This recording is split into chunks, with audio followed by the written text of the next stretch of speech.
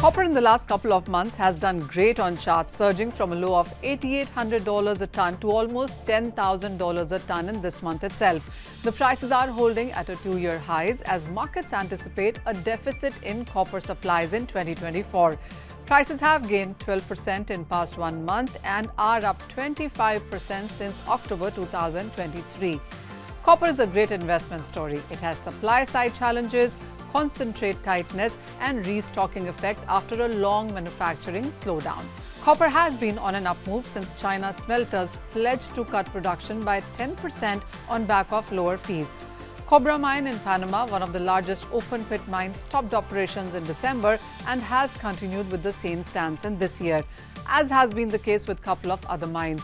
So there are supply side issues and the demand seems to be improving as well on pickup in global manufacturing activity, particularly in top consumer China. So while the LME copper is trading at a two-year highs, it's been hitting strongs of record highs on most days in the month of April, making arbitrage opportunities between LME and the Shanghai exchange. There also is an increase in demand from increase in energy consumption. Most sectors like artificial intelligence, construction and infrastructure have a strong thrust. Copper is also a green metal and has a big role to play in electric vehicles and charging stations. Well, just to tell you that in one EV, copper demand is up to 80 kgs. So we are looking at higher number of EVs as we go ahead in years, and that means that copper demand would also continue to increase. The prices also take support from the latest list of sanctions from US and UK on Russia, whereby copper of Russian origin is banned from imports and also from delivery on the two major exchanges, which is London Metal Exchange and the CME. The street is now awaiting the interest rate cuts from US, Europe and elsewhere, which will offer potential for demand growth going forward. So the next question is on whether this bull run will continue.